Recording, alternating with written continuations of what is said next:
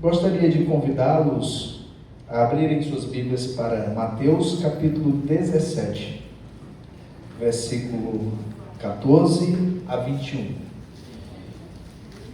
Nós iremos ler o texto, em seguida nós iremos orar ao nosso Deus e pedir que Ele nos conceda sabedoria, graça e entendimento por meio do seu Espírito, para a boa compreensão do que sua palavra irá nos dizer.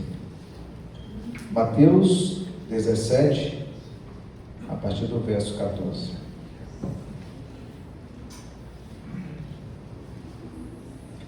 Amém? Assim diz a palavra do nosso Deus. E quando chegaram para junto da multidão, aproximou-se dele um homem, que se ajoelhou e disse: Senhor, compadece-te de meu filho, porque é lunático e sofre muito, pois muitas vezes cai no fogo e outras muitas na água. Apresentei-o aos seus discípulos, mas eles não puderam curá-lo. Jesus exclamou: Ó geração incrédula e perversa, até quando estarei convosco? Até quando vos sofrerei? Trazei-me aqui o menino. E Jesus repreendeu o demônio, e este saiu do menino, e desde aquela hora ficou o menino curado. Então os discípulos, aproximando-se de Jesus, perguntaram em particular: por que motivo não podemos nós expulsá-lo? E ele lhes respondeu: por causa da pequenez da vossa fé. Pois em verdade vos digo que, se tiverdes fé como um grão de mostarda, direis a este monte: passa daqui para acolá, e ele passará. Nada vos será impossível. Mas esta casta não se expele, senão por meio de oração e jejum. Vamos orar. Nosso maravilhoso Deus, que é infinito em bondade e graça, que se revela a nós por meio do Teu Filho Jesus Cristo, nosso Salvador, e por meio da Tua Palavra, Senhor Deus, de forma muito especial. Te louvamos e agradecemos porque o Senhor revelou as Tuas verdades e nos fez, ó Deus, compreender a respeito da Tua natureza pelo Teu próprio amor e graça e misericórdia por nós. Não que somos especiais, ó Deus, mas porque o Senhor nos escolheu antes da fundação do mundo para revelar, ó Deus, essas verdades ao nosso coração e em nós revelar o Teu Filho. Eu te peço, Senhor, que nessa noite, diante do Teu povo, dos santos, dos crentes que aqui estão, que o Senhor possa me usar como porta-voz da Tua verdade, para que, através de mim, a Tua igreja seja edificada. Que o Senhor possa, ó Deus, abençoar a vida de cada irmão, inclusive a minha, compartilhando do meu dom espiritual com a Tua igreja. Mas eu te peço, Deus, que transforme os nossos corações, que nós não venhamos apenas ouvir da Tua palavra, mas que nós possamos estar, ó Deus, dispostos a obedecer. Torna o nosso coração, ó Deus, um solo sensível, para que a semente da Tua palavra venha germinar e crescer e dar frutos. O Senhor, ó Pai, é digno de todas essas coisas, mas estamos aqui na Tua dependência, rogando a Ti, Senhor Deus, que é o único que pode, por meio do Teu Espírito, nos dar clareza e entendimento. Então, Senhor Deus, exerce misericórdia sobre a vida do Teu povo e nos ajuda a compreender um pouco mais de Ti, para que através desse conhecimento possamos, ó Deus, Te glorificar com nossas vidas. Isso te pedimos, ó Deus, por meio de Jesus Cristo. Amém. Amém. Queridos irmãos, me responda a seguinte pergunta: qual é o tamanho da sua fé? Você já mediu o tamanho da sua fé? Será que você tem uma fé que é capaz de transportar montes?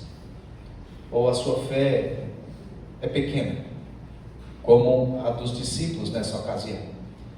Essa pergunta ela tem se estendido na mente de muitas pessoas, E pela má compreensão do que esse texto diz, pela má compreensão desse contexto, muitas pessoas acabam tendo uma ideia errada do tamanho da fé. E por essa mesma razão deixam de desenvolver a fé por um sentimento de mediocridade, achando que a fé é pequena e por ser tão pequena tem que ficar daquele tamanho ali mesmo. Só que Jesus revela uma verdade muito maior do que os nossos olhos de forma superficial eles podem enxergar. Jesus revela que a nossa fé, ela é um objeto usado nas mãos de Deus, para que através de nós possamos torná-lo conhecido a todas as pessoas ao nosso redor. Mas para que a gente chegue no finalmente desse texto, nós precisamos desenvolver diante do que temos aqui nos versículos anteriores. Do versículo 14 ao versículo 21, nós temos um momento muito singular do ministério de Jesus, onde ele apresenta como nós podemos desenvolver a nossa fé para a glória do Filho de Deus. Então, fique meditando enquanto você vai acompanhando a exposição do texto e analisando qual é o tamanho da sua fé. Diante disso, nós podemos, logo de cara, avaliar o que é essa fé e por onde essa fé ela precisa nos guiar. Romanos capítulo 14, versículo 23. Em um determinado momento, o apóstolo Paulo, exortando a igreja aos romanos, mostrando para aqueles irmãos como colocar a doutrina em prática, ele diz as seguintes palavras: mas aquele que tem dúvidas é condenado a se comer, porque se o fizer, não provém de fé, e tudo que não provém de fé é pecado. Então, a fé, ela tem que estar alicerçada e baseada naquilo que Deus nos ordena, nos direcionamentos que Deus nos dá. Então, logo de cara, nós tiramos qualquer expectativa do coração humano de querer aplicar uma autodoutrina. Nós não estamos vivendo nesse mundo como forasteiros e peregrinos para desenvolver uma doutrina puramente nossa, porque nós não temos doutrina em si. A nossa base de vida deve vir dos ensinamentos de Jesus Cristo e das Sagradas Escrituras. Nós não podemos sair daqui. Mas tem muita gente inventando doutrinas no seu próprio coração. E por inventarem doutrinas no seu próprio coração, estão se encaminhando em direção à condenação. Mas aqueles que seguem a doutrina de Cristo estão seguros que a verdade das Escrituras conduz à vida eterna. E nós temos um objetivo aqui como forasteiros e peregrinos, que é de glorificar o nome do nosso Senhor Jesus Cristo e tornar o Evangelho de Cristo conhecido de todas as nações, seja as que estão perto e também as que estão longe. Tudo que não provém de fé, uma fé em Cristo, uma fé alicerçada na verdade, é pecado. Hebreus capítulo 11, versículo 1, um dos textos muito conhecidos e usados para descrever a nossa fé. Eu gostaria que vocês lessem esse texto comigo, todo mundo junto. Hebreus 11 e verso 1.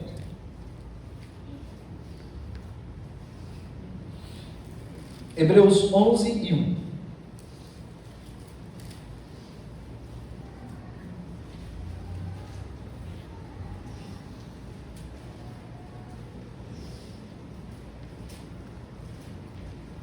Hebreus capítulo 11, verso 1. Amém? Todos juntos. Ora, a fé é a certeza de coisas que se esperam, a convicção de fatos que se não veem. Então, o próprio escritor da carta aos Hebreus, ele descreve a fé como uma certeza de coisas que nós esperamos e que temos a convicção de que essas coisas irão de fato acontecer e elas irão chegar. Mas ele vai um pouco mais além, dizendo que também é a manifestação de convicção de fatos que, mesmo sem a gente enxergar com os nossos olhos, nós podemos crer de forma concreta de que, assim como Deus falou, Ele de fato irá fazer. Ele coloca a fé em um patamar de convicção de vida. Eu vivo a minha fé, eu vivo aquilo que eu creio, eu me comporto da mesma forma que eu creio. Então a fé, ela determina a forma que eu vou me comportar, que eu vou andar, que eu vou me comunicar e que eu vou viver nesse mundo. A fé, ela é algo que me fortalece para que eu continue a minha peregrinação, olhando para Cristo e considerando o meu Senhor de todo o coração. Nós podemos discorrer em outros textos, ainda em Hebreus, como Hebreus capítulo 11, verso 6, capítulo 11, verso 27, que vão identificar a respeito da fé de grandes homens de Deus. Mas o foco aqui é a ilustração que Jesus Cristo ele usa. Ele usa a fé, ilustrando essa fé como um grão de mostarda. E qual é a relação disso com a nossa fé? Muita gente por aí, ao longo do tempo, tem falado o seguinte, que a nossa fé é do tamanho de um grão de mostarda, né? E por isso a nossa fé é tão pequena, é por isso que a gente não consegue transportar um monte de um lado para o outro, ou uma árvore e pedir que uma árvore se arranque e se jogue no mar, porque a nossa fé é menor ainda do que um grão de mostarda. Mas o texto bíblico ele não diz isso. Ele não fala a respeito do tamanho do grão de mostarda. O aspecto é outro totalmente diferente, mas o Senhor Jesus Cristo ele faz questão de usar o grão de mostarda como exemplo da nossa fé. Lá em Mateus capítulo 13, verso 31, volte lá nesse texto e acompanhe comigo. Quando Jesus ele propõe uma parábola, e ele usa o exemplo do grão de mostarda para exemplificar a respeito do reino de Deus.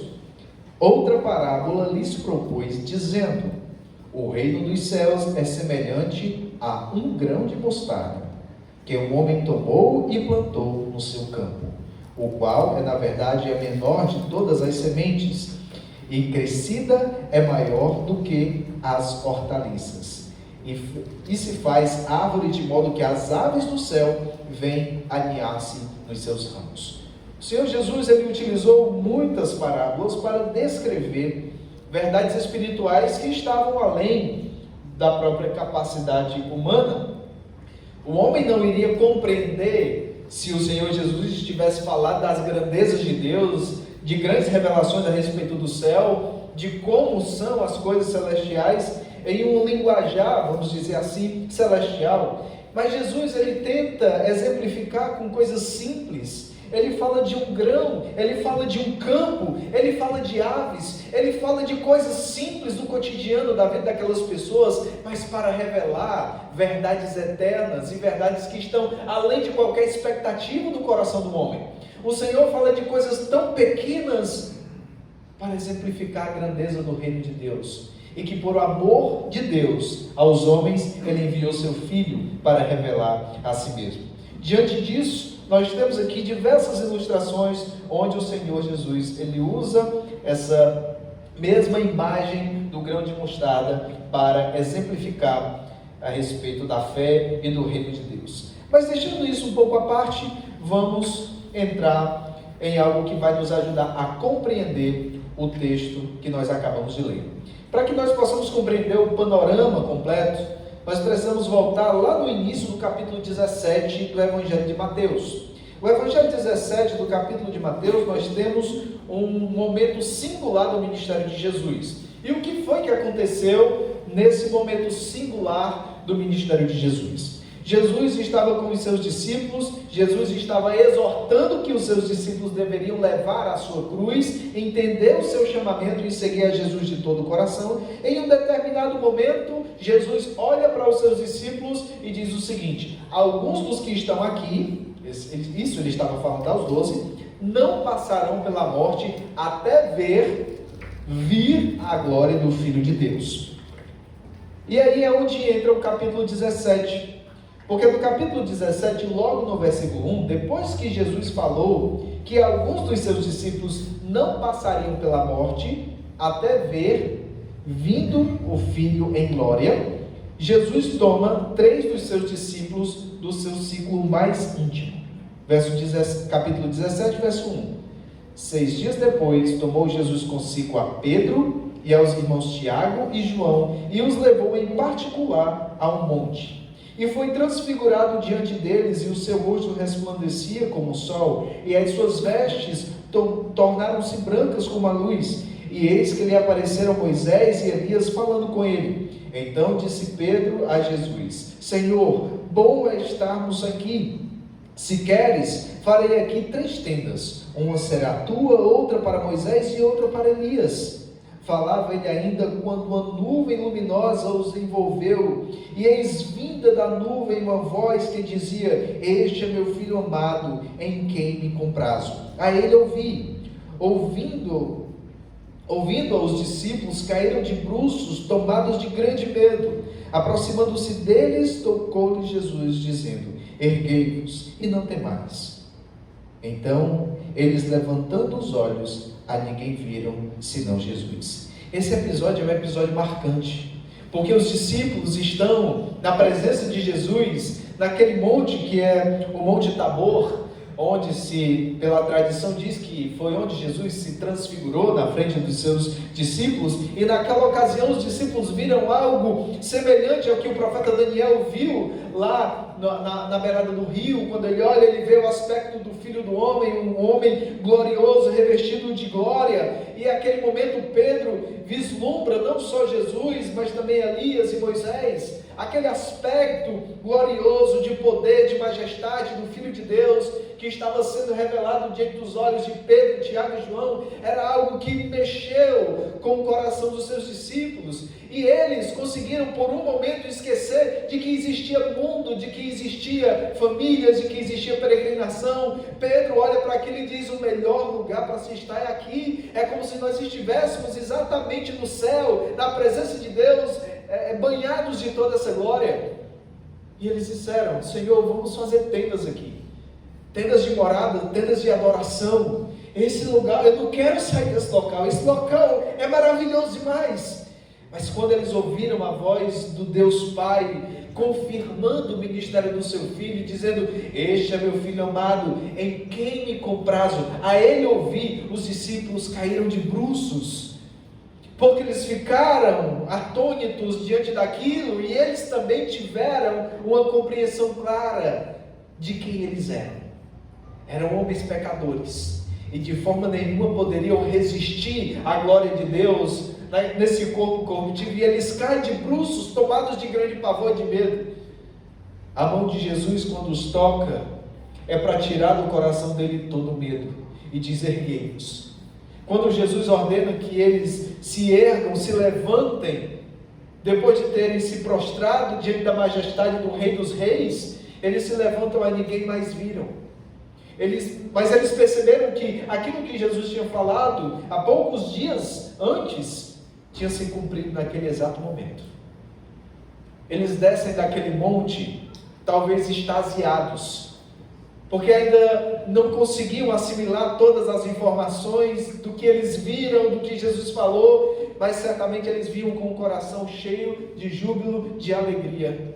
Eles não conseguiam disfarçar aquele momento glorioso que eles tiveram diante de Jesus Cristo. Mas nós passamos da figura do Monte Tabor, onde Jesus ele é transfigurado, descendo desse monte para o vale. E a situação que estava acontecendo naquele vale não era uma situação boa. Os demais discípulos, ou seja, os 9, eles ficaram esperando Jesus regressar com os 3. Aqueles 3 discípulos estavam com o coração e a sua mente extasiada do que eles viram, do que eles presenciaram. Já os 9 discípulos, eles estavam ali com um problema. Existia uma multidão que estava esperando Jesus. Existia uma multidão que estava querendo ter um encontro com Jesus. Mas não era só isso. Existia um pai que estava com um filho, e esse filho estava com problemas. E o problema desse filho era por conta de um espírito imundo, demônio, que estava possuindo o corpo daquele jovem e atentando contra a vida daquele jovem. Os discípulos estavam ali no meio de um grande alvoroço. Eles tentaram fazer algo, mas não conseguiram. E foi nesse cenário que Jesus ele chega naquele vale. E note que Jesus ele desce do monte da glória para um vale de sofrimento. Da mesma forma, Moisés, quando subiu para receber a lei de Deus lá no monte, enquanto ele estava recebendo a lei de Deus, ele passa 40 dias lá no monte. Quando ele desce por ordem do Senhor, que ele descesse para ver como o povo estava. Ele desce, e quando chega lá, o que é que o povo estava fazendo? Se prostituindo, cultuando um bezerro de ouro, porque disseram: olha, Arão, vamos fazer a imagem desse Deus que nos tirou do Egito, porque Moisés não volta mais. Olha como é que está o monte, é trovão, o monte está pegando fogo. Olha o cume do monte, como é que está? Raios, trovões, fogo para todo lado. Moisés sobreviveu a isso? Jamais. Então vamos fazer um Deus aqui. E aí Arão se viu apertado pelo povo. Então tirem aí os pingentes, os brincos, as pulseiras, e vamos aí a fazer um bezerro fundido. E assim fizeram. Quando Moisés desceu, ele viu a calamidade espiritual do povo de Israel. Ele não viu apenas um povo que estava ali adorando a um falso Deus, mas um povo que, embora tivesse tido tantos testemunhos da bondade de Deus e da graça de Deus, se perderam na incredulidade novamente. Eles tinham tudo para crer no Deus vivo e verdadeiro, porque eles viram com seus próprios olhos a ação de Deus, arrancando eles do Egito e conduzindo eles até ali. Deus estava preparando uma lei para enviar essa lei através de Moisés, mas o povo se encontra em grande calamidade espiritual, exatamente da mesma forma que aquele povo, no momento que Jesus desce, também estava em grande calamidade espiritual. E é da mesma forma que Jesus hoje, à destra do Pai, olha para a humanidade hoje e ele enxerga a mesma coisa: o mundo em grande calamidade espiritual. Isso é o que nós podemos ver. Será que isso é só uma visão minha ou você enxerga isso também? Você consegue olhar para as pessoas no decorrer do dia a dia, o comportamento das pessoas na atualidade? Você consegue, como filho de Deus, um crente, detectar que essas pessoas estão vivendo em calamidade espiritual também? Isso é uma realidade ou não? Claro que é. Jesus, ele desce, e naquele vale ele encontra um povo em uma tremenda calamidade espiritual. Só que ele tinha deixado representantes ali. 9 dos seus discípulos estavam ali. E para que a gente possa analisar isso de forma mais concreta, de forma mais direta, eu gostaria de apresentar para vocês 5 situações onde esse texto revela a glória de Cristo, o Filho de Deus, naquele vale da calamidade espiritual. Em primeiro lugar, o clamor de um pai. E eu gostaria que você voltasse os seus olhos novamente para o texto, capítulo 17, verso 14 ao 16. A primeira situação é o clamor de um pai. Quando chegaram para junto da multidão, aproximou-se dele um homem que se ajoelhou e disse: Senhor, compadece-te de meu filho, porque é lunático e sofre muito, pois muitas vezes cai no fogo e outras muitas na água. Apresentei-o aos teus discípulos, mas eles não puderam curá-lo. Diante dessa cena dramática, meus irmãos, os evangelhos apresentam, nos evangelhos sinóticos, uma outra visão, ampliando a situação desse jovem. A situação dele era uma situação perturbadora, difícil, era uma calamidade espiritual profunda. Existia uma possessão demoníaca sobre a vida daquele jovem, e o pai daquele jovem há muito tempo estava sofrendo. E quando nós comparamos os relatos dos evangelhos, dessa cena dramática, nós descobrimos que esse filho único estava de fato em grande perigo. De acordo com Mateus, o menino enfermo, parecia epilético e suicida, atirando-se repentinamente no fogo e na água. Mas nós podemos também detectar que esses fatores que estavam acontecendo eram exatamente por possessão demoníaca. Marcos, ele descreve como um mudo que cai no chão com frequência, espumando e rangendo os dentes, depois ficando com o corpo totalmente rígido. Isso era tudo aquilo que o espírito imundo estava afligindo sobre a vida daquele jovem. Lucas diz que o menino era filho único e que gritava entre convulsões. E apesar de alguns sintomas poderem parecer ter causas naturais, o menino estava de fato à mercê de um demônio. Uma vez que os discípulos não conseguiram fazer coisa alguma, não é de se admirar que o pai tenha se ajoelhado aos pés de Jesus. E essa cena, ela acontece nos seguintes passos. O homem, ele se aproxima de Jesus, ele tem um movimento deliberado de adoração, de rendição. A segunda coisa, ele se ajoelha. Ele se ajoelha por alguns fatores. Não era comum para os homens da época se ajoelharem diante de outros homens. Para eles, isso não era algo muito cabível dentro da lei de Moisés. Até porque esse se ajoelhar era também um reconhecimento daquilo que Jesus era. E na verdade Jesus era o Messias, Jesus era o Cristo. E ele se ajoelha entendendo quem Jesus era. Jesus já tinha feito diversos milagres. E esse homem se ajoelha perante Jesus, reconhecendo que de fato ele era o Messias. Ele se aproxima de Jesus com o coração cheio de fé. E ele faz um pedido a Jesus. E o pedido é: Senhor, compadece-te de meu filho. Tem misericórdia dele. Por favor, tem misericórdia dele. Ele sofre muito. Ele descreve um sofrimento intenso. Mas o sofrimento não era só daquele rapaz. Aquele rapaz de fato estava sofrendo muito. Alguém que está possesso não está podendo, fazer absolutamente nada. Ele está fora de si. Mas alguém que estava também sofrendo muito era o próprio pai. O pai daquele jovem estava de fato sofrendo muito. É como se você imaginasse uma cena de um pai que está em casa e ele recebe a notícia, e a notícia é a seguinte: olha, seu filho acabou de sofrer um acidente lá na beira-mar, e estava de moto, e ele bateu no carro, saiu, chamaram o SAMU veio, mas ele saiu muito, muito ferido, e passaram no hospital e vão encaminhar ele agora para o hospital regional. Estão precisando de um acompanhante. O pai chega no hospital desesperado, sabendo que o filho está lá todo quebrado, sabendo que o filho está numa situação muito grave, e ele vai junto na ambulância. Ele chega lá no hospital regional, e aí os paramédicos entram em cena, enfermeiros, a junta médica entra em cena, levam esse jovem numa maca, e eles vão entrando corredores adentro, mas chega em um ponto que eles colocam a mão no peito do pai e dizem: daqui para frente você não pode ir, seu filho vai direto para a UTI. E a junta médica entra com o jovem lá na UTI, com a vida se esvaindo, e o pai, daquele momento em diante, ele não pode mais fazer nada, ele não pode mais dar um passo lá na frente.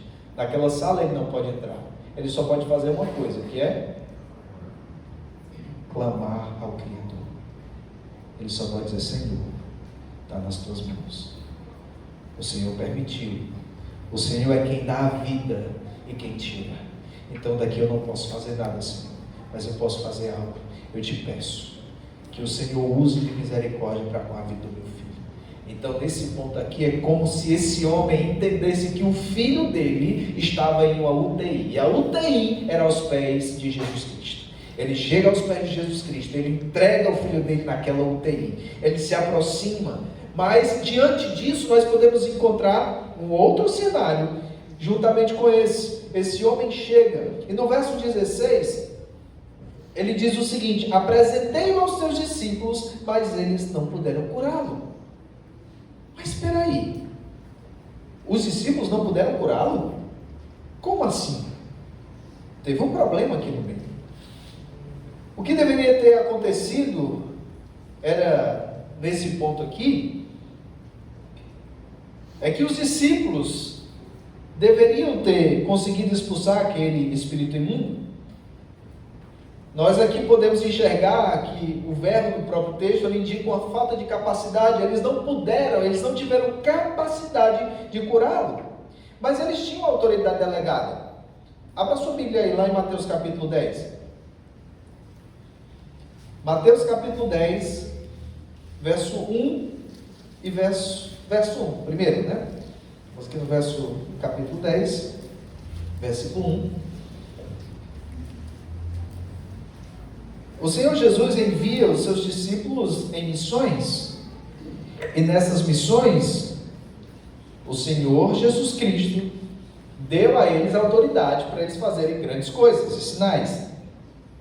Olha o que o texto de Mateus capítulo 10, verso 1, ele vai dizer: tendo chamado os seus 12 discípulos, deu-lhe Jesus autoridade sobre espíritos imundos para os expelir e para curar toda sorte de doenças e enfermidades. Olha o versículo 8, o que é que diz lá? O que é que Jesus ordena para eles? Curai enfermos, ressuscitai mortos, purificai leprosos, expelir demônios. De graça recebestes e de graça dai. Os discípulos receberam ou não receberam autoridade para expulsar os espíritos imundos? Sim ou não? E por que eles não conseguiram expulsar esse? Os discípulos ficaram aí em um grande dilema. Eles fizeram de tudo. Oraram, intercederam, clamaram em nome de Jesus, talvez. O texto não diz isso, eu estou aqui conjecturando. Mas nada aconteceu. Nada aconteceu. Mas o que mais me impressiona aqui é que, nessa ocasião, quando Jesus chega, quando as pessoas veem Jesus, a primeira pessoa que vai ao encontro de Jesus é o Pai. Quando, na verdade, as primeiras pessoas que deveriam ter ido aos pés de Jesus eram quem? Os discípulos. Sabe por quê? Porque eles tinham que perguntar ao Senhor, logo nesse momento aqui: Senhor, o que foi que deu errado? Senhor, por que nós não conseguimos expelir? Senhor, o que está de errado comigo? Mas parece que os discípulos, eles ficaram ali de certa forma envergonhados. Talvez quando Jesus enviou eles aos outros povos, eles conseguiram fazer muitas coisas, de fato expeliram, curaram, ressuscitaram talvez. Mas nesse momento, eles ficaram com o ego ferido, porque eles não tinham conseguido expulsar aquele demônio, e tinha muita gente ali ao seu redor. Parece que o sentimento de impotência espiritual, aquela falta de poder, tinha dominado eles, e eles olharam para isso e deixaram de cumprir o seu propósito. E eles não foram aos pés de Jesus. Eles deveriam ter ido. Isso me faz lembrar, irmãos, da nossa própria natureza. Quando as coisas não dão certo na nossa vida, a gente tem uma leve tendência de querer dar um jeitinho aqui, de querer pelejar mais um pouquinho ali, de querer fazer eu tentei desse jeito, mas eu vou fazer diferente nisso. Um abismo chama outro abismo. Ao invés da gente ter um canal de abertura com Deus, para falar com Deus e colocar nossa vida diante de Deus, com esses jeitinhos que a gente quer dar, a gente sempre vai se afastando dele. E entenda que o Senhor Jesus, Ele espera isso de mim, espera isso de você. Que você se coloque diante dele com humildade para reconhecer: Senhor, eu não tenho forças, eu não tenho poder em mim mesmo, sem ti nada eu posso fazer. Mas por que a gente é tão prepotente e acha que a gente tem tanta capacidade espiritual assim? Sem Jesus nós não somos nada. Sem o poder do Espírito Santo agindo em nós, nós não somos absolutamente nada. Os discípulos agiram de forma prepotente. Por que nós devemos imitar esses exemplos, sendo que não é bom? Pelo contrário, nós deveríamos muito mais ter a intenção daquele pai que correu e se achegou aos pés de Jesus primeiro. E ainda assim, nós podemos ver que os escribas estavam ali discutindo com os discípulos de Jesus. E os discípulos, ao invés de tentarem ir logo para Jesus, eles estavam tentando argumentar, debater e se defender. Olha, isso não deu muito certo não. Eles estavam aí olhando para uma cortina de fumaça. Eles não deveriam ter argumentado com os escribas. Talvez os escribas estavam ali, tutucando na ferida deles, e eles ficaram ali inflamados com aquilo e começaram a discutir com os escribas.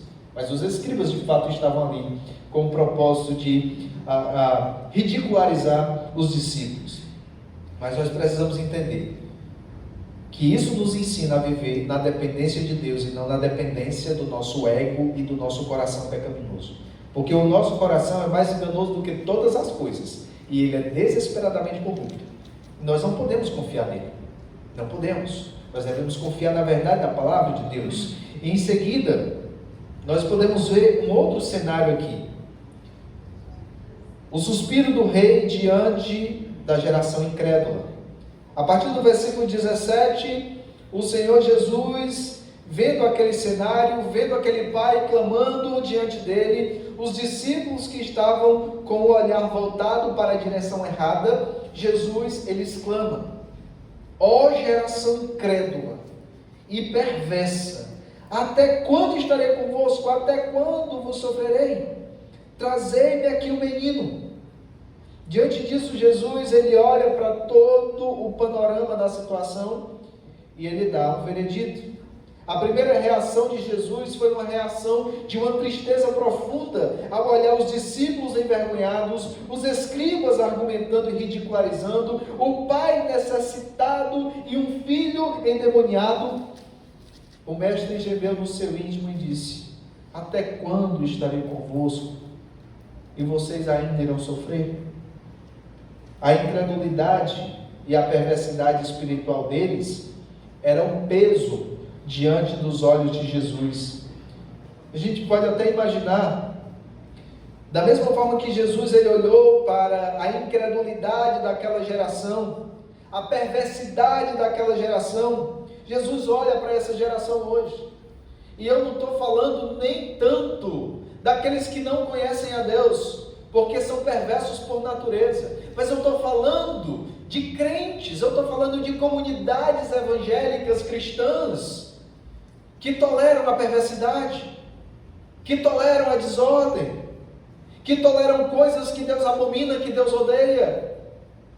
É como se Jesus estivesse olhando para nós, para a nossa vida, e estivesse exclamando as mesmas palavras: ó geração incrédula, ó geração perversa, até quando vocês vão sofrer pelas consequências dos seus próprios pecados? O Senhor já nos libertou da escravidão do pecado.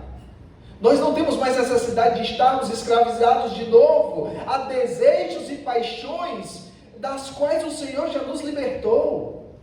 Então, que geração é essa que necessariamente deveria crescer e desenvolver, mas está estagnada, olhando para onde não deveria olhar?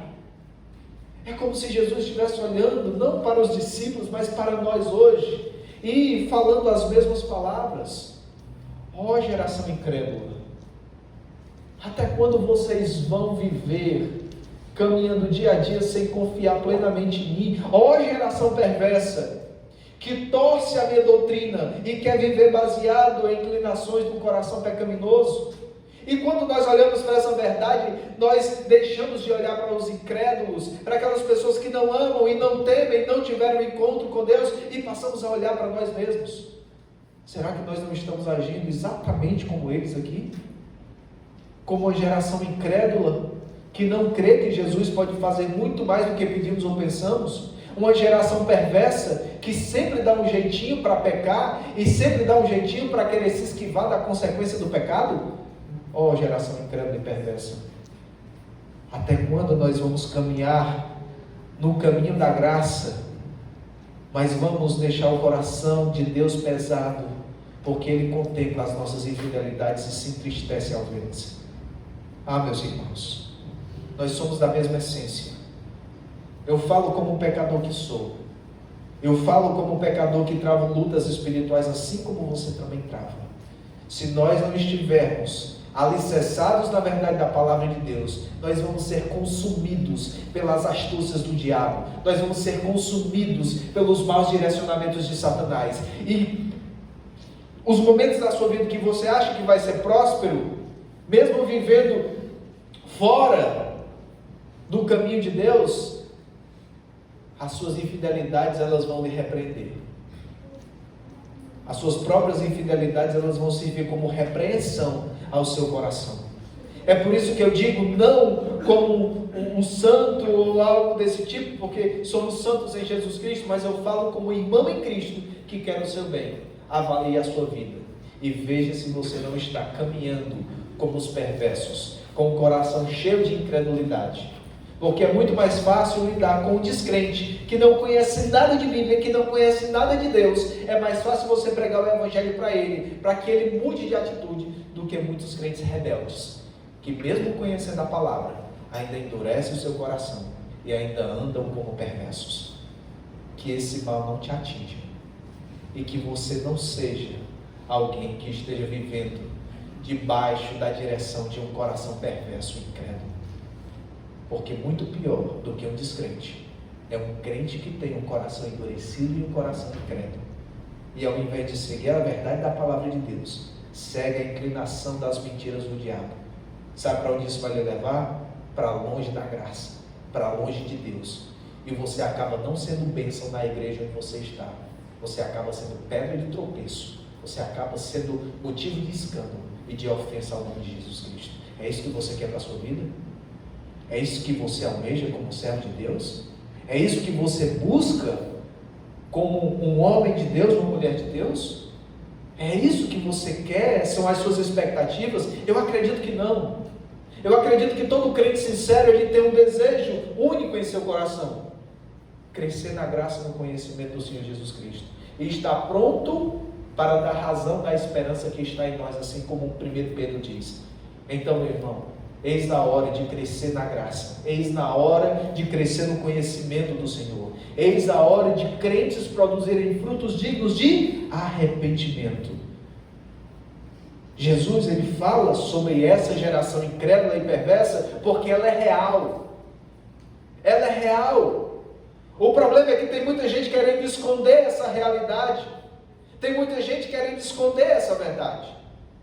Esconde não só na vida da igreja, mas esconde na sua própria vida, porque é mais fácil fingir do que encarar a realidade. Mas Cristo ali continua falando sobre essa geração perversa e incrédula. Ele fala sobre o sofrimento. E se Jesus olhasse hoje para nós, o que é que ele encontraria? Será que ele viu uma geração exatamente da mesma forma que viu naquele tempo? Eu gostaria muito que não fosse. Mas a verdade é que ainda hoje o Senhor Jesus Cristo encontra geração perversa e incrédula, que precisa ter um coração rendido à soberania de Cristo. Mas nós encontramos dentro do texto um terceiro cenário. No versículo 18, nós podemos encontrar o poder real de Jesus sobre o mal. Versículo 18 diz assim: e Jesus repreendeu o demônio, e este saiu do menino, e desde aquela hora ficou o menino curado.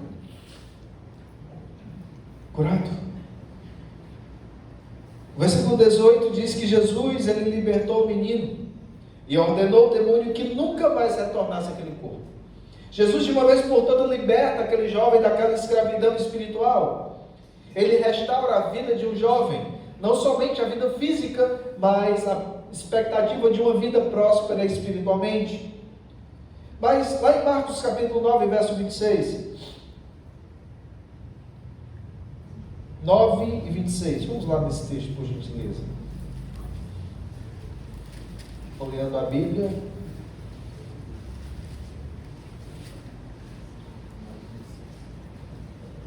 Marcos 9 e 26.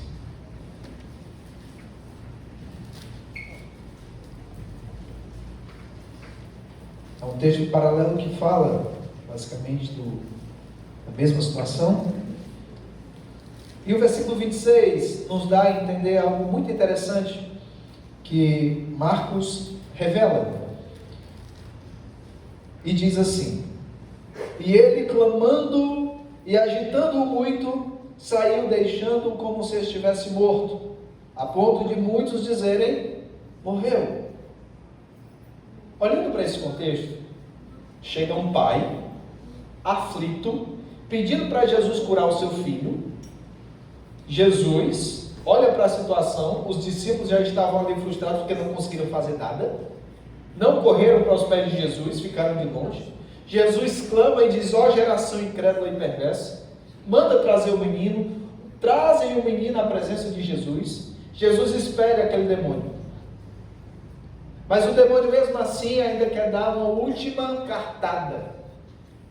Ele quer dar uma última cartada para que, através do seu ato, ele consiga descredibilizar o poder de Jesus Cristo. E o texto aqui em Marcos capítulo 9, versículo 26, a multidão, vendo que o espírito imundo agitou o rapaz, derrubou o rapaz e foi expelido, mas o menino ficou como se estivesse morto. A multidão que estava ali disse: morreu. E aí o questionamento vem: é melhor um menino, um jovem, endemoniado e vivo, do que livre do demônio e morto? O que era melhor? Situação bem controversa, né? Difícil de escolher, né? O que é melhor? Aquele pai olhando para o filho, mesmo que estivesse endemoniado, mas o demônio às vezes deixava o menino, ele conseguia ver o filho em plena lucidez. Mas naquele momento o demônio saiu, o menino ficou como se estivesse morto, e todo mundo olhou, morreu. Olha, está aí o que Jesus fez, está vendo? Ao invés de curar, fez foi matar. Isso foi a astúcia do diabo, querendo descredibilizar a própria ação de cura do Senhor Jesus. Mas o próprio Senhor Jesus toma aquele menino pela mão, no versículo 27. Mas Jesus, tomando-o pela mão, o ergueu e ele se levantou. Jesus mostra na frente de toda aquela multidão que ele tem poder e toda a autoridade para libertar cativos das mãos do próprio diabo. Ele repreende o demônio. O demônio não entra em discussão com Jesus, ele simplesmente obedece. Por quê? Porque Jesus tem toda a autoridade. E aquele menino, ele é restaurado totalmente. Isso nos dá a entender também, irmãos, que quando a luz ela é acesa, ninguém precisa pegar a escuridão e tirar essa escuridão com o rodo, ou com as mãos, ou com o vento. Quando a luz brilha, toda a escuridão se dissipa. E diante disso, quando Jesus chegou com toda a sua autoridade, que ele tem sobre todos os demônios, porque o diabo ainda é o diabo de Deus, e ele não passa dos limites que Deus estabeleceu, eles obedeceram à voz do Mestre. Tem gente que tem medo do demônio aí, né? Nós devemos temê-lo em si, mas não como tememos a Deus. Nós devemos, de fato, estar atentos às artimanhas do diabo para nos derrubar.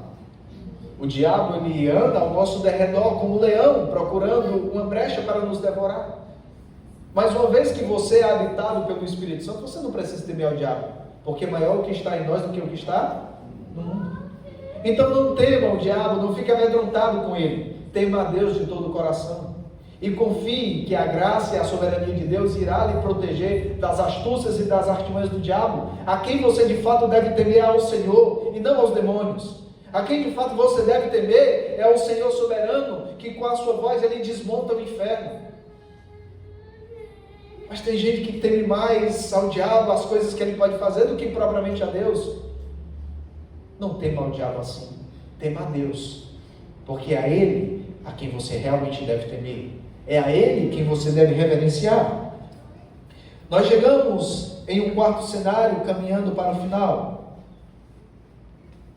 e esse último cenário se encontra do versículo 19 ao versículo 21, onde nós podemos enxergar o que Jesus fala para os seus discípulos, a explicação do fracasso deles, a falta de fé. Acompanhe o versículo 19, quando ele diz aqui: então os discípulos, aproximando-se de Jesus, perguntaram em particular: por que motivo não podemos nós expulsá-lo? É interessante que no meio da multidão, eles não fizeram isso, esperaram a poeira baixar, as coisas se tranquilizar, aí foram, chegaram assim de cantinho: Senhor, mas me diz aí uma coisa, por que a gente não conseguiu expulsar esse demônio mesmo? Jesus olha para eles e diz: por causa da pequenez da vossa fé. Pequenez da fé, Senhor? Nós cremos que tu és o Messias, estamos te seguindo, estamos vendo todas as coisas. Mas na hora de expulsar aquele demônio, vocês confiaram mais em vocês mesmos do que em mim. Cadê a fé de vocês?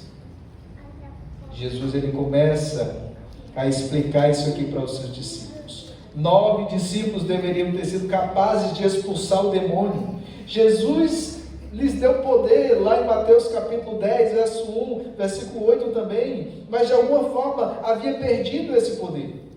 Quando perguntaram a Jesus qual o motivo e qual a causa dessa derrota espiritual vergonhosa que eles tiveram que enfrentar, Jesus responde: é falta de fé, é falta de oração, é falta de disciplina. São 3 coisas que são apresentadas dentro desse texto aqui. Então, em Mateus, versículo 17, capítulo 17, 19 a 20, então os discípulos ali se aproximaram. E Jesus diz: por causa da pequenez da vossa fé. E o texto continua dizendo: pois em verdade vos digo, que se tiverdes fé, como um grão de mostarda, direis a este monte: passa daqui para acolá, e ele passará, nada vos será impossível. E a pergunta certa é a seguinte: por que não podemos nós? Por que nós não tivemos essa capacidade? E Jesus explica por meio dessa parábola: fé como um grão de mostarda. A expressão fé como um grão de mostarda, ela sugere não apenas um tamanho, mas Jesus está falando da qualidade dessa semente. Ele diz aqui: pois em verdade vos digo, que se tiverdes fé como um grão de mostarda, direis a este monte. Jesus está falando de uma semente muito pequena. Ele está falando de um aspecto de uma semente que, mesmo pequena, ela sendo plantada, ela vai germinar, ela vai crescer, ela vai começar a dar galhos, e ela vai se tornar uma grande hortaliça. Mesmo uma semente tão pequena, minúscula, é capaz de se tornar uma grande árvore, com a capacidade até de receber outros animais, como os pássaros vão ali fazer os seus próprios ninhos. Então, nós voltamos agora lá para a parábola do reino de Deus, do capítulo 13, versículo 31, e associando com o que Jesus ele fala aqui, tem muita gente que diz: não, a minha fé é tão pequena, é menor do que um grãozinho de mostarda. Mas não tem nada a ver com isso. Ele não está falando do tamanho da semente, ele está falando da qualidade, de como essa semente ela cresce, ela desenvolve. Como a nossa fé ela deve desenvolver, como a nossa fé ela deve crescer, assim como um grão de mostarda. Ele não está falando do tamanho. Tem gente que acha: não, Jesus está falando que a nossa fé é tão pequena, os discípulos não conseguiram expelir o demônio, porque a fé deles era tão pequenininha, que não era nem do tamanho do grão de mostarda. Mas não é isso que o texto está dizendo. O texto está falando como um grão de mostarda. Como é que você planta uma semente de feijão? Você planta, o pezinho de feijão nasce do tamanho da semente? Não. Quando você planta um grão de milho, do mesmo tamanho que é o grão de milho, vai nascer um pezinho de milho desse tamanho, vai ficar só desse tamanho? Não. Você já viu o tamanho da semente? O tamanho da semente de um pé de eucalipto? Você já viu? Que tamanho é a semente de um pé de eucalipto? Bem pequenininha. Você pensa que nem é semente, você pensa que é tipo um pó. Bolinha bem pequenininha, minúscula. Mas quando você olha para um pé de eucalipto tão imponente, tão grande, você pensa que a semente dele é para ser do tamanho de um coco, não é? Mas a semente do pé de eucalipto é minúscula, bem pequena. Mas cai na terra, germina, nasce um fiapinho só. Mas aquele fiapinho vai crescendo e tomando forma. Dentro de 3 anos, você não imagina que aquela planta que cresceu, que desenvolveu daquele tamanho, veio apenas de um grão minúsculo. É isso que Jesus está dizendo aqui. Qual é o tamanho da sua fé? Minha fé é tão pequena, tamanho menor do que um grão de mostarda, porque eu não consigo pegar um monte e dizer, te levanta, se joga no mar. Ele não está falando, ele está usando isso como um hipérbole, como um exagero aqui no próprio texto. Jesus está dizendo que se você tiver muita fé nele, você vai mandar para o monte, dizer, te levanta, se lança no mar. Jesus não está falando de coisas naturais e físicas. Jesus está falando de coisas espirituais. Não é mover pedras, é mover corações ao arrependimento. Não é mover pedras, plantas ou coisas desse tipo para lançá-las no mar. Jesus está falando em mover pessoas em direção a Ele. Ele está falando de corações duros. Ele está falando de rochas que estão encravadas no peito de pessoas, que através da nossa vida de fé, nós iremos conseguir conduzi-las a Cristo. Ele não está falando de montanhas que você diga, te levanta montanha, se joga no mar. Ele está falando de corações duros, que a palavra de Deus é o martelo que esmiuça a penha. Ele está falando de como nós podemos ser porta-vozes da verdade, de como nossa vida pode fazer grande diferença na vida dos outros. É por isso que essa parábola que ele se refere aqui ao reino de Deus, ela clarifica o que ele está dizendo para os discípulos. Ele diz, outra parábola ele propôs dizendo, o reino dos céus é semelhante a um grão de mostarda, que o homem tomou e plantou no seu campo, o qual na verdade é na verdade a menor de todas as sementes, e crescida é maior do que as hortaliças, e faz-se árvore de modo que as aves do céu vêm aninhar-se nos seus ramos. Ele está dizendo aqui que a nossa fé, o reino de Deus, ele cresce como um grão de mostarda, ele cresce, ele desenvolve, ele se espalha, ele lança seus ramos. E essa fé crescente, quanto mais fé nós aperfeiçoarmos na pessoa de Cristo, nas Sagradas Escrituras, em uma vida de santidade, em uma vida de verdade aos pés da cruz, nós iremos fazer com que essa fé cresça, se desenvolva, que os ramos, os galhos da nossa fé, eles se espalhem, e que um dia essa mesma fé, ela sirva de amparo para outros irmãos. Outros irmãos, assim como esses pássaros que se aninham aqui, nesse pé de mostarda, outros irmãos vão sentir segurança em nós para crescerem também na fé. Ontem eu estava lá na lagoa, desfrutando de um momento de lazer com a minha família, com irmãos amados, e eu vi uma árvore que tinha um ninho de pássaro lá, e que tinha 2 ovinhos de bem-te-vi. E aí eu olhei, vi que tinha ovo, peguei o meu filho e disse, meu filho, tem um ninhozinho aqui e tem 2 ovinhos dentro, olha lá. Botei ele aqui no ombro e puxei, olhou, olha papai, tem 2 ovinhos dentro. Mas não deixa não, que é pro paizinho dele não rejeitar o ninhozinho, deixa aí, porque isso aí vai sair um passarinho depois. Uma ave, quando ela vai procurar um local para fazer um ninho, ela vai procurar um local seguro. Um local onde ela consiga ter segurança.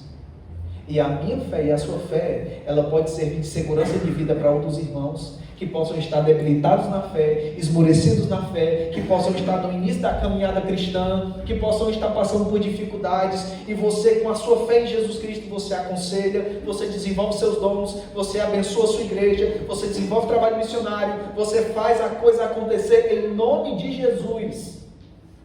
Em nome de Jesus. É isso que Jesus está falando aqui. Ele está falando para os discípulos que a fé deles deveria crescer e se desenvolver. Tem muita gente que acha que a fé é para ficar estagnada na mesma coisa, e não. Todos nós devemos crescer na fé, na graça do nosso Senhor Jesus Cristo. Crente estagnado, isso não deveria existir. Se fomos atingidos pela graça do soberano Senhor, deveríamos crescer em amor naquilo que Ele nos propõe. A sua fé não deveria ser menor do que um grão de mostarda. Ela deveria ser um pé de mostarda, crescendo e se desenvolvendo. Mas como toda planta, às vezes alguns galhos secam. Como toda planta, às vezes algumas folhas caem. Como toda planta, às vezes precisa ser podada. a nossa fé, ela precisa ser também cuidada. Não existe um jardim regado, bonito, bem organizado, se não existe ninguém para cuidar dele. A nossa fé precisa de manutenção. E essa manutenção, ela tem que vir dos pés da graça do Senhor Jesus Cristo. É por isso que nós iremos finalizar com o último cenário que é apresentado nesse texto. Dentro dessa conclusão, onde o rei, ele revela o seu poder e a maneira de como a nossa fé, ela pode prosperar.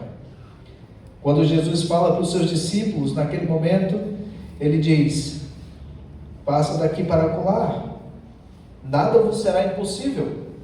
Será que se a nossa fé ela crescer, desenvolver, aumentar, abençoar, será que a gente não consegue, como igreja, temos aqui talvez nesse salão 80 pessoas, 70 pessoas ou mais, será que essas 70 pessoas unidas não conseguem abrir uma congregação lá em Chaval? Será que 70 pessoas unidas com o coração cheio de fé, temor ao Senhor, vontade de servir, vontade de ver o reino de Deus crescer, será que não conseguem estabelecer um trabalho evangelístico lá em Granja? Me diga, sim ou não?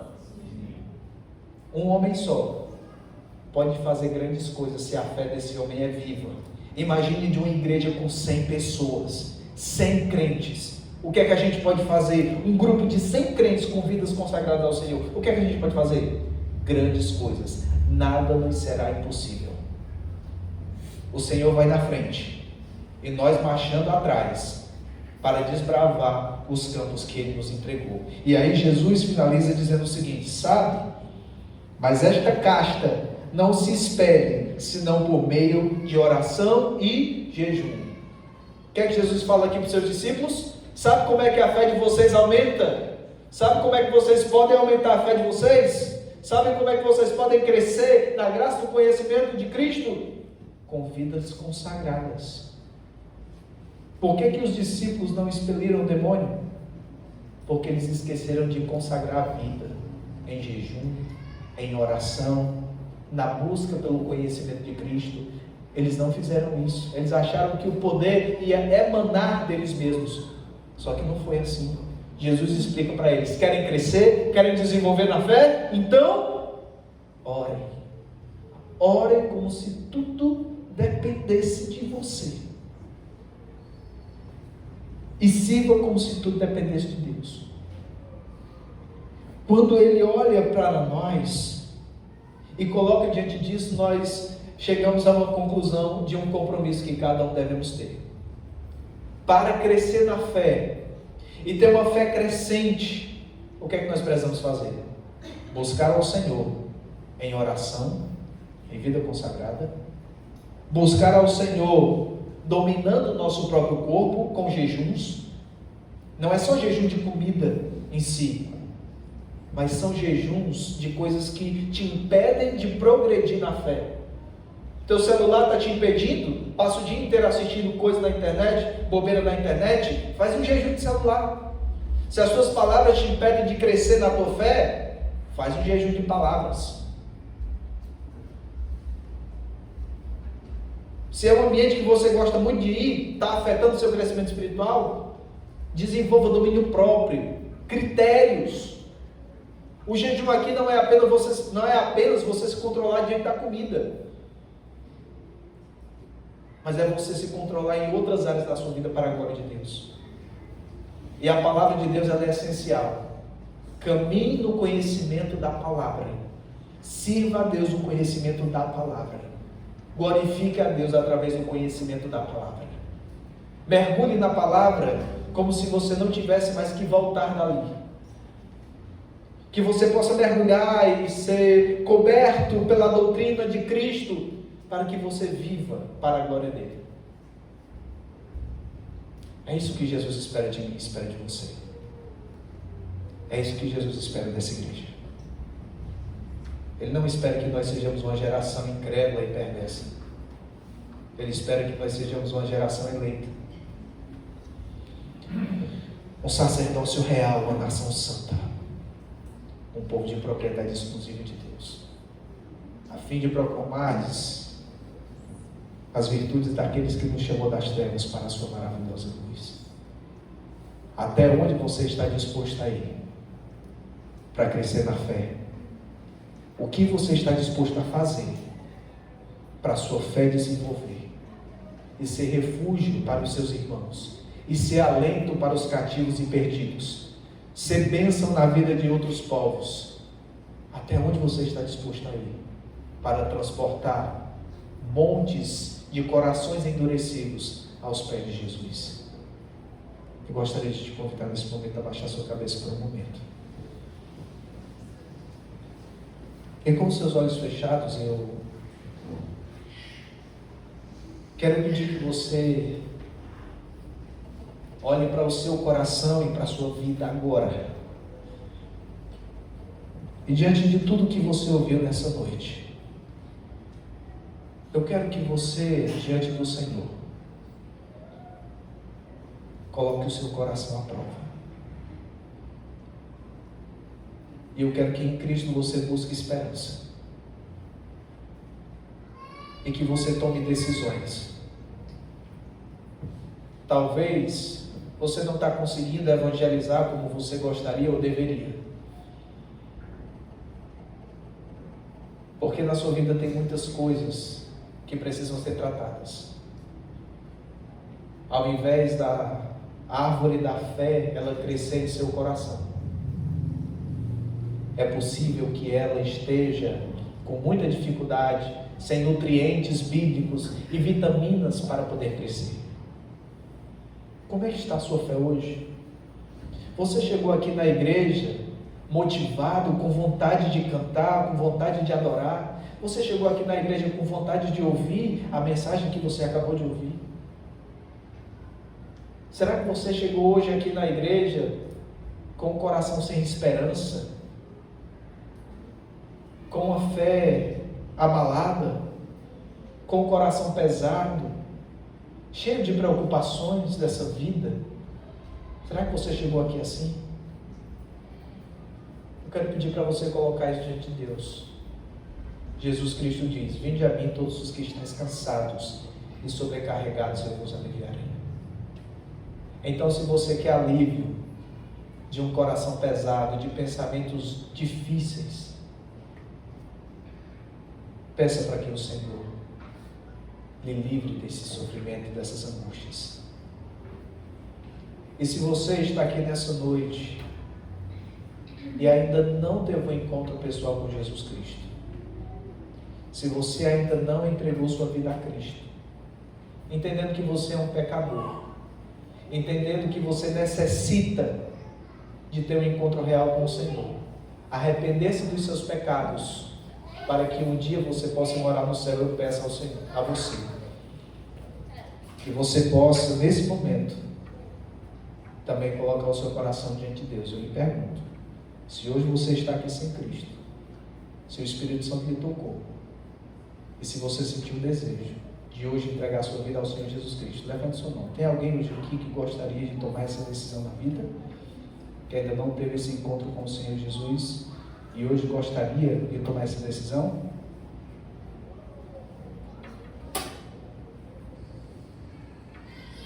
Que o Senhor abençoe a sua santa igreja. Vamos orar. Pai Celestial, muito obrigado por fortalecer o nosso coração através da Tua Palavra.